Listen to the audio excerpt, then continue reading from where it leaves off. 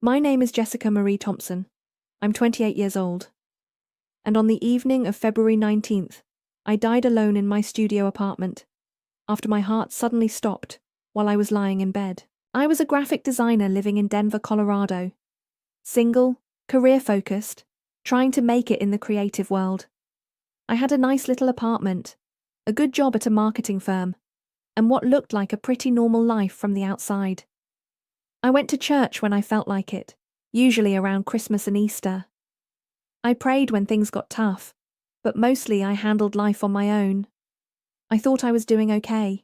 I remember feeling this weird pressure in my chest that night, like someone was sitting on me. I tried to sit up, but my left arm went numb. Then this crushing pain hit me like a freight train. I couldn't breathe. I couldn't call for help. Everything just went black. Then I wasn't in my body anymore. I was floating above myself, looking down at my lifeless body sprawled across my bed. It was the strangest thing I'd ever experienced. I felt completely calm, like I was watching someone else's life. No panic, no fear. Just this incredible peace that I'd never felt before. I could see through the walls of my apartment building, watching my neighbors going about their evening routines, completely unaware that I had just died. That's when I heard it. This beautiful sound, like thousands of voices singing in perfect harmony, but I couldn't understand the words. A warm light started filling my apartment, getting brighter and brighter. But it didn't hurt to look at. It felt like being wrapped in pure love. And that's when I saw him. Jesus walked through the light toward me. He wasn't like any picture I'd seen in church. He was tall, with kind eyes that seemed to see right into my soul. His hair was dark, and his skin had this golden glow that made everything around him look dim in comparison.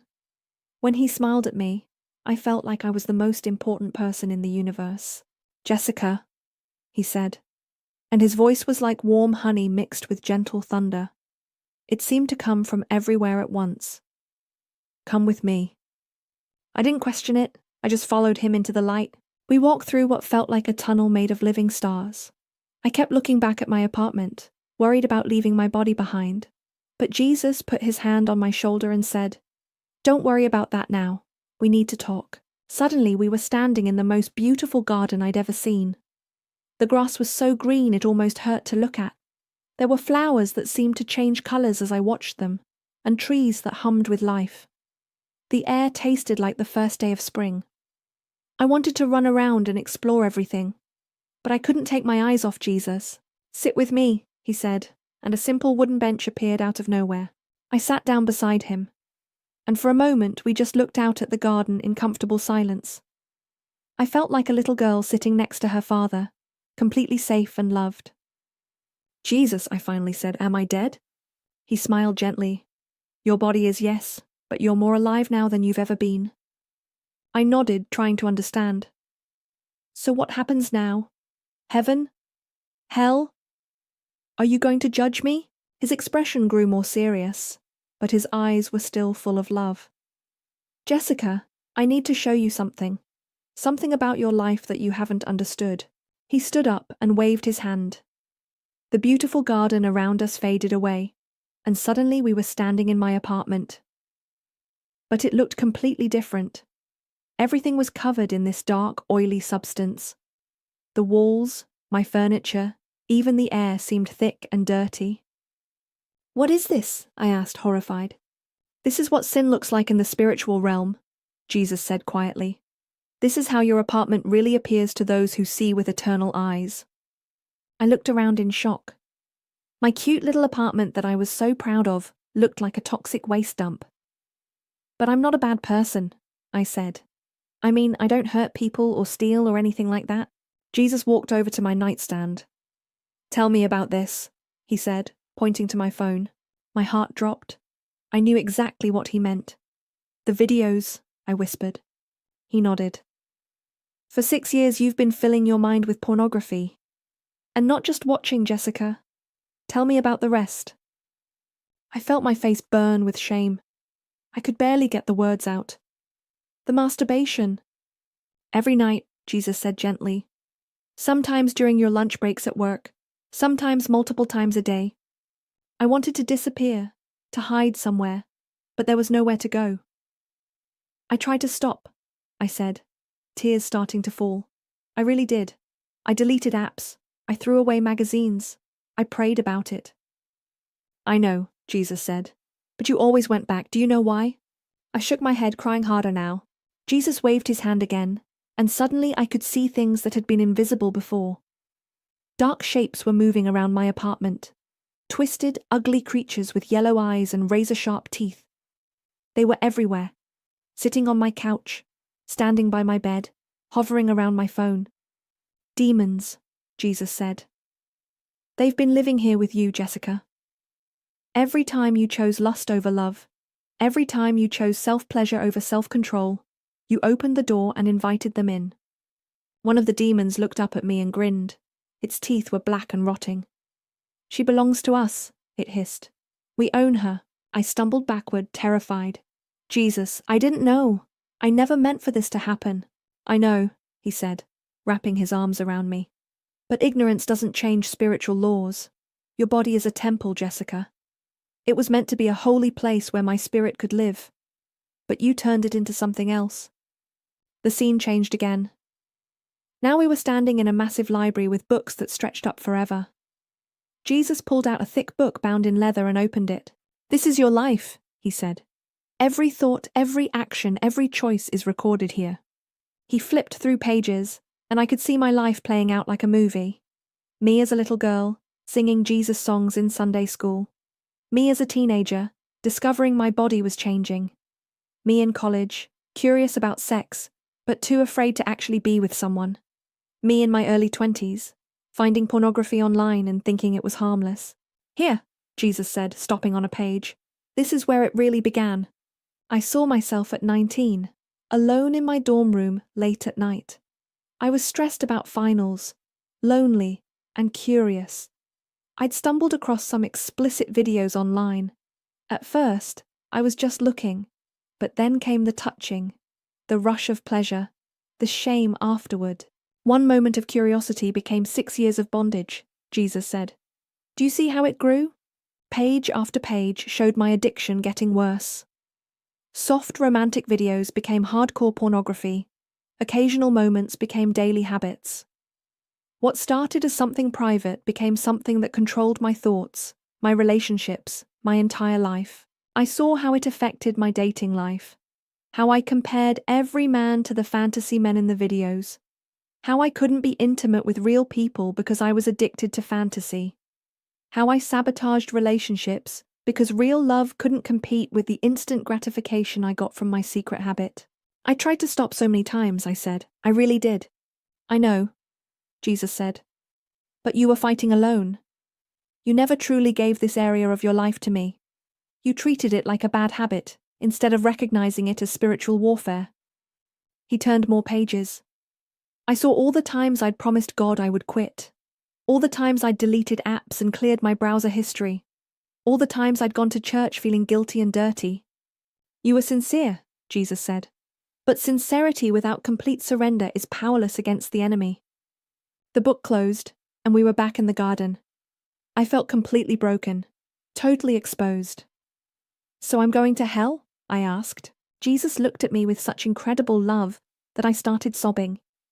Jessica, do you think I would have brought you here just to condemn you? I came to save people, not to destroy them. But I failed, I said. I failed over and over again. Yes, he said.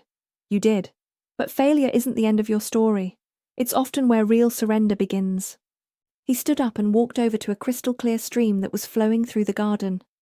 Come here, he said. I followed him to the water's edge. The stream was so clear I could see smooth, colourful stones on the bottom. This is the river of life, Jesus said. It washes away all sin, all shame, all bondage. But you have to choose to step into it. I looked at the water, then back at Jesus. What about all those years? All the damage I did to myself? Forgiven, he said. The moment you truly repent and surrender everything to me, it's gone. But Jessica, you need to understand something important. Forgiveness doesn't mean there are no consequences. Your brain has been rewired by years of addiction. Your view of sexuality and relationships has been twisted. Your ability to experience real intimacy has been damaged. These things can be healed, but it takes time and hard work. I stepped into the water. It was perfectly warm and felt alive, like it was flowing through me instead of around me. I felt years of shame and guilt washing away.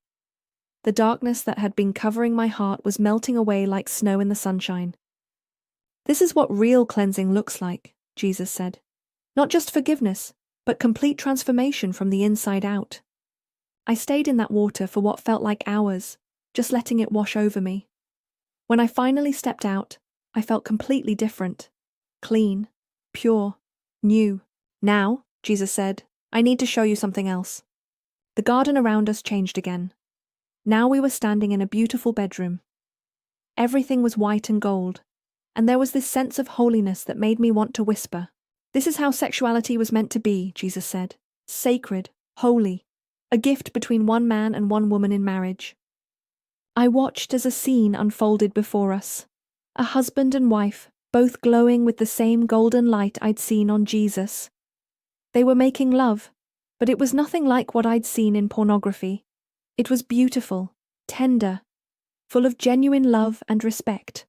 And above them, I could see angels watching and smiling. This is my design, Jesus said. Not just physical pleasure, but spiritual and emotional union. Two people becoming one, creating life, showing the world what my love for my people looks like. The scene changed to show me what pornography really was. I saw the same dark demons I'd seen in my apartment, but now they were surrounding the people in the industry. Men and women who looked dead behind their eyes, going through the motions of sex, but experiencing no real love, no connection, no joy. Every video you watched, Jesus said, was someone's daughter or son, trapped in bondage just like you were. Your demand created their supply. Your addiction fed their exploitation. I felt sick to my stomach. I never thought about it that way. I know, Jesus said. The enemy blinds people to the real cost of sin. But Jessica, this is why I'm sending you back. You have a message to share. Back? I said. I have to go back? Your work on earth isn't finished, Jesus said. You have something important to do. I looked around the beautiful garden, then back at Jesus. But I don't want to leave. It's so perfect here. So peaceful. What if I mess up again? What if I fall back into the same patterns? Jesus smiled and placed his hands on my face. Jessica, you won't be going back alone. I'm going with you. And now that you understand the spiritual reality behind your struggle, you can fight it the right way. He walked me over to a tree that was bearing the most beautiful fruit I'd ever seen. It looked like apples, but they were glowing with inner light. Eat, he said. I took a bite, and it was the most delicious thing I'd ever tasted. But more than that, I felt strength flowing through my entire being. Power. Confidence. This is my strength, Jesus said. You can't overcome addiction in your own power, but with my strength, nothing is impossible. He reached into his robe and pulled out a small scroll. This is for you, he said. The message I want you to share. I unrolled the scroll and read it. The words seemed to burn themselves into my heart. Tell my daughters that I see their secret struggles. Tell them that what they do in private matters to me. Tell them that pornography and masturbation are not harmless habits. They are spiritual doors that let the enemy into their lives. Tell them that I love them too much to leave them in bondage. Tell them that freedom is possible, but it requires complete surrender, not just good intentions. Tell them that I'm waiting to wash them clean and make them new. Tell them that their sexuality is sacred, and I have a beautiful plan for it. Tell them that the enemy has lied to them about my heart toward them, but I am not angry. I am heartbroken that they are settling for cheap imitations when I have something so much better waiting for them. I rolled up the scroll and held it close to my heart. How do I tell people something so personal and embarrassing? I asked. The same way I'm telling you, Jesus said. With love, not judgment. With hope, not shame. With truth, not condemnation. The garden started to fade around us. I could feel myself being pulled back toward my body. Wait, I said. I have so many questions. What about women who are married but still struggle with this? What about people who have been hurt or abused? What about people who think they're too damaged to be saved? Jesus smiled. Trust me, Jessica. I'll give you the right words when you need them. Just remember, I came to heal broken hearts and set prisoners free. No one is too damaged for my love. I felt myself falling, spinning through space and time. The last thing I heard was Jesus saying, "Tell them I'm coming back soon. Tell them to get ready." Then I was back in my body, gasping for air on my bed. The paramedics were working on me, doing CPR, shouting instructions to each other. One of them looked at his watch and said, "She's been down for 22 minutes. Let's try the defibrillator one more time." They shocked me, and my heart started beating again. I opened my eyes and tried to speak, but all that came out was a whisper. "Jesus." The paramedic leaned over me. "Ma'am, can you hear me? You've had a massive heart attack. We need to get you to the hospital right now." I spent the next 10 days in the hospital. The doctors couldn't explain why I had no brain damage after being clinically dead for 22 minutes. They called it medically impossible. They said my heart was perfectly healthy now, which made no sense given what had happened, but I knew why I was okay. I had work to do. The first thing I did when I got home was delete everything.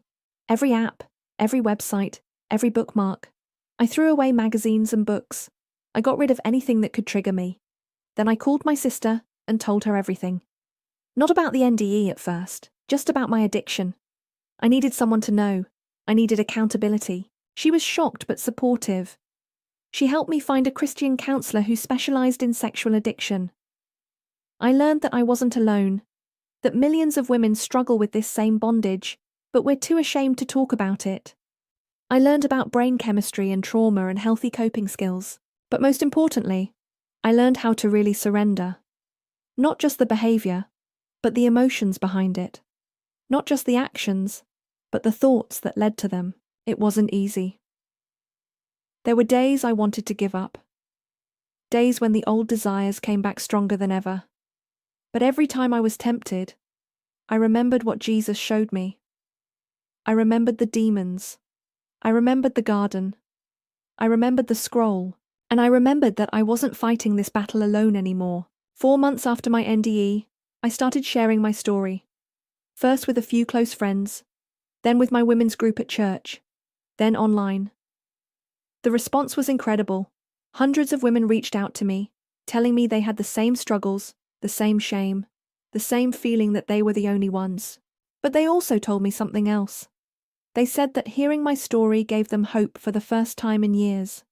They said it helped them understand that this wasn't just a willpower problem.